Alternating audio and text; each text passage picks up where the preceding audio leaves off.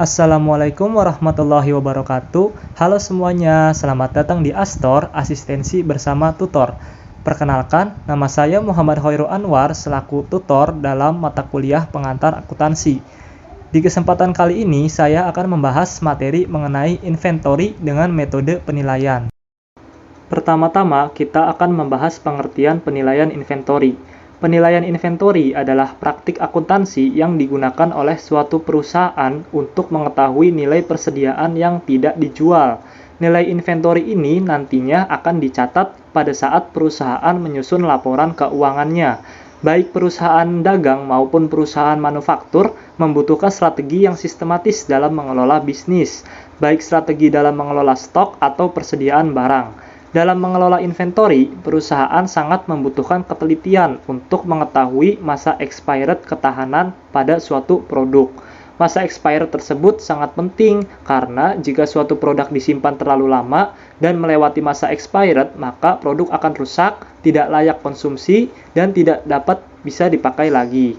Jika keadaan ini terjadi, maka dipastikan akan menimbulkan kerugian pada perusahaan. Berikutnya ada sistem pencatatan inventory. Secara umum, pencatatan inventory bisa dilakukan dengan dua sistem pencatatan, yaitu sistem periodik dan sistem perpetual. Kedua sistem tersebut digunakan dengan menyesuaikan jenis usaha yang dijalankan oleh suatu perusahaan. Di dalam pencatatan inventory pada periode berjalan, perusahaan harus menentukan biaya masuk dan keluar atau biaya persediaan dari adanya persediaan tersebut.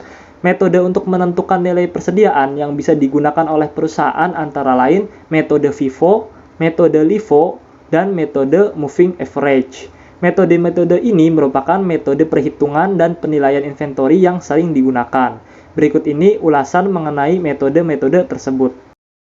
Metode penilaian inventory yang pertama yaitu dengan menggunakan metode FIFO atau first in first out. Metode FIFO ini merupakan metode perhitungan atau penilaian inventory yang pertama kali masuk akan dijual atau dikeluarkan terlebih dahulu. Dengan demikian, persediaan yang terakhir masuk akan dijual kemudian hari. Jadi, metode ini dilakukan dengan mencatat persediaan yang pertama kali masuk. Nilai persediaan yang disajikan dalam laporan yang menggunakan metode FIFO didasarkan atas nilai persediaan yang terbaru. Penggunaan metode perhitungan FIFO sangat penting dan menguntungkan perusahaan karena bisa mengantisipasi setiap persediaan agar tidak tersimpan terlalu lama. Dengan demikian, persediaan akan lebih aman dan terhindar dari masa kadaluarsa atau expired. Metode FIFO memiliki banyak keunggulan bagi perusahaan. Misalnya, perusahaan bisa menghasilkan harga pokok penjualan atau HPP yang rendah, menghasilkan laba kotor yang tinggi, dan bisa menghasilkan persediaan akhir yang lebih tinggi pula. Namun, penggunaan metode FIFO memiliki kekurangan dari segi perpajakan karena bisa menghasilkan kewajiban pajak yang besar. Selain itu, metode ini juga berdampak pada laba yang dihasilkan menjadi tidak terlalu akurat. Contoh penerapan metode FIFO banyak dijumpai di warung, minimarket, atau supermarket. Persediaan yang dikeluarkan terlebih dahulu adalah produk-produk yang berupa makanan kemasan, minuman instan, peralatan mandi, atau kosmetik. Produk-produk tersebut yang pertama kali masuk akan dijual terlebih dahulu, sedangkan produk-produk yang terakhir kali masuk akan disimpan di dalam gudang untuk dikeluarkan kemudian hari. Selanjutnya, kita akan masuk ke soal pembahasan dengan metode FIFO. Dalam slide ini terdapat contoh soal yang berkaitan dengan inventory. PT Mandiri didirikan pada akhir Desember 2020. Berikut ini informasi yang berkaitan dengan persediaan perusahaan untuk produk X. Pada tanggal 1 Januari 2021, inventory awal sebanyak 850 unit di harga 1.800 per unit. Lalu melakukan pembelian pada tanggal 5 Januari 2021 sebanyak 1.300 unit di harga 2.000. Lalu pada tanggal 25 Januari 2021 sebanyak 1.200 unit di harga 2.100 dan seterusnya. Lalu melakukan penjualan di tanggal 10 Januari 2021 sebanyak 1.050 unit di harga 2.500 per unit dan seterusnya. Langkah pertama yaitu dengan membuat tabel nilai barang yang tersedia untuk dijual. Sesuai dengan soal sebelumnya, maka kita catat dahulu persediaan awal dan pembeliannya. Pada tanggal 1 Januari, persediaan awal sebanyak 850 unit di harga 1.800, maka total cost-nya menjadi 1.530.000. Lalu pada tanggal 5 Januari melakukan pembelian sebanyak 1.300 unit di harga 2.000. Maka kita kalikan total cost-nya menjadi 2.600.000. Dan seterusnya sampai tanggal 15 Maret melakukan pembelian sebanyak 900 unit di harga 2.300 dengan total cost 2.070.000. Maka selanjutnya kita jumlahkan unit dan total cost-nya untuk pembeliannya. Untuk hasil persediaannya sebanyak 4.750 dengan total cost 9.820.000. Lalu kita membuat tabel persediaan untuk dijual, yaitu pada tanggal 10 Januari melakukan penjualan sebanyak 1.050 unit di harga 2.500, sampai 20 Maret itu melakukan penjualan 750 unit sebanyak 250 unit di harga 2.500. Maka total unit yang terjual yaitu 3.050 unit. Langkah berikutnya yaitu menentukan ending inventory atau nilai persediaan akhir. Cara menentukan ending inventory yaitu persediaan barang yang masih ada dikurangin barang yang sudah terjual. Di sini total persediaan barang yang tersedia untuk dijualnya yaitu sebanyak 4.750 unit dikurangin dengan unit yang terjual yaitu 3.050 unit, maka menghasilkan angka 1.700 unit, dan itu merupakan nilai persediaan akhir barang tersebut.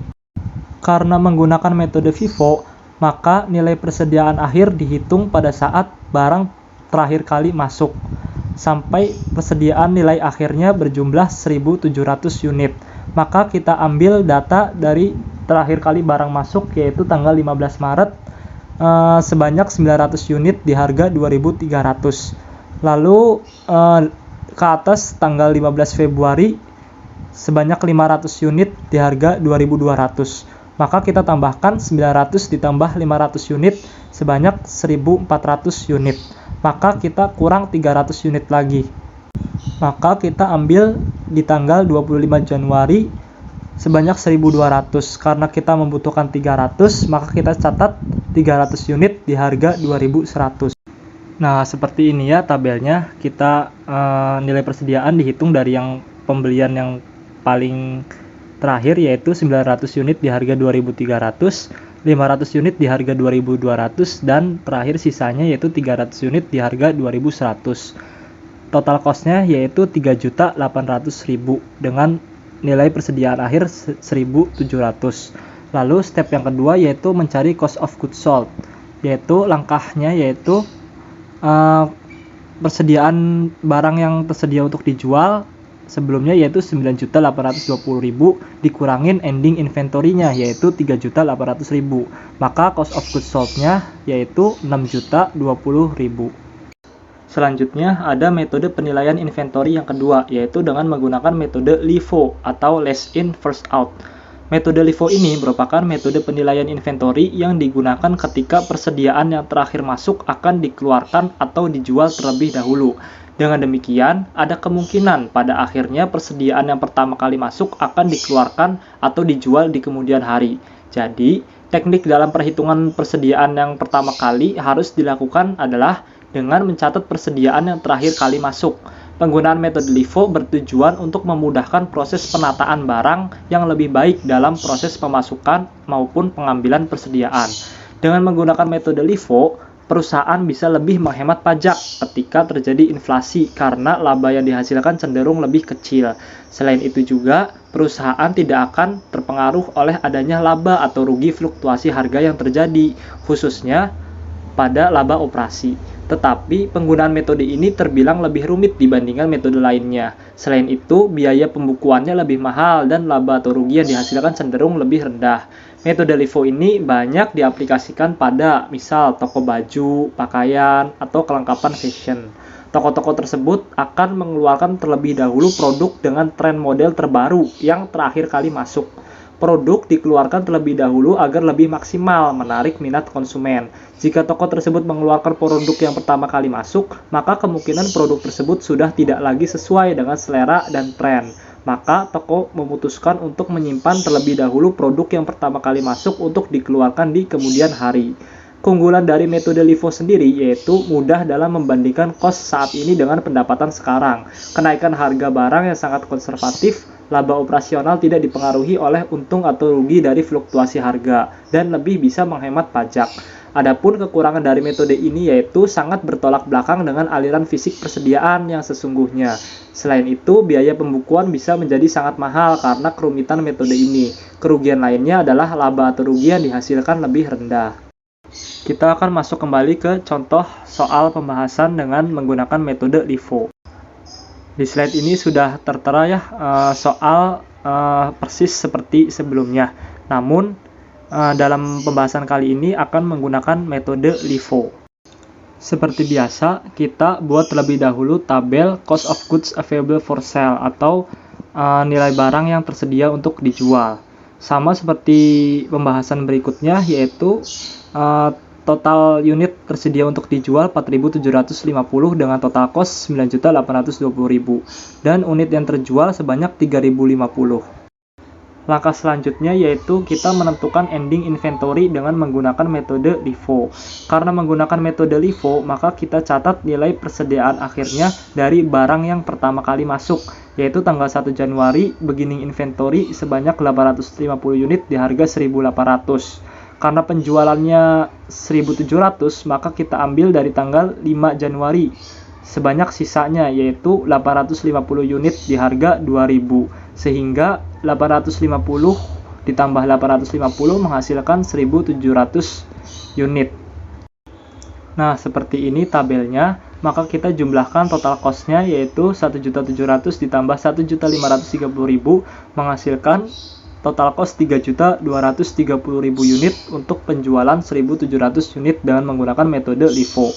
Maka langkah selanjutnya kita menentukan cost of goods sold, yaitu cost of goods available for sale yang tersedia untuk dijual sebanyak 9.820.000 dikurangin nilai ending inventory-nya yaitu 3.230.000 menghasilkan nilai cost of goods sold 6.590.000 rupiah. Lalu metode penilaian inventory yang terakhir yaitu dengan menggunakan metode moving average. Moving average merupakan metode penilaian inventory dengan konsep persediaan yang akan keluar dicatat berdasarkan harga rata-rata barangnya. Metode ini didasarkan pada asumsi bahwa seluruh persediaan akan bercampur sehingga mustahil untuk menentukan barang yang terjual lebih dahulu dan persediaan yang harus disimpan. Penetapan harga persediaan terjual didasarkan atas harga rata-rata yang dibayarkan untuk persediaan tersebut dan ditimbang menurut jumlah persediaan yang dibeli. Langsung saja kita masuk ke soal pembahasannya. Di sini soalnya masih sama seperti sebelumnya, namun dengan menggunakan metode moving average. Untuk moving average, langkahnya masih sama, yaitu kita tentukan dulu cost of goods available for sale. Sama seperti sebelumnya, yaitu nilai persediaannya berjumlah 4.750 dengan total cost 9.820.000 dan penjualan dengan total 3.050 unit. Sama seperti metode sebelumnya, kita tentukan dahulu ending inventory-nya, yaitu 1.700 unit didapat dari barang yang tersedia untuk dijual dikurangin dengan barang yang sudah terjual. Barang yang tersedia untuk dijual sebanyak 4.750 dikurangin barang yang sudah terjualnya 3.050 menghasilkan 1.700 unit nilai persediaan akhirnya.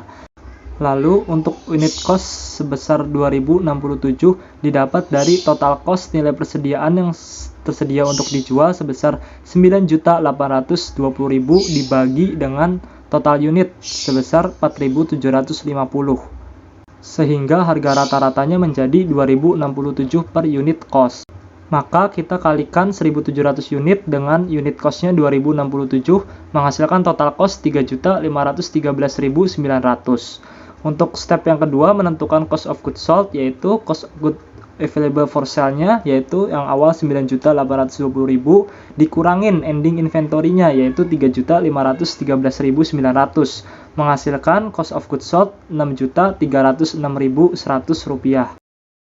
Cukup sekian pembahasan dan pemaparan materi dari saya. Semoga bisa diterima dengan baik. Mohon maaf apabila ada kesalahan kata maupun kalimat yang tidak disengaja. Terima kasih yang telah menonton video ini dari awal hingga akhir. Sampai jumpa di video Astor berikutnya. Wassalamualaikum warahmatullahi wabarakatuh.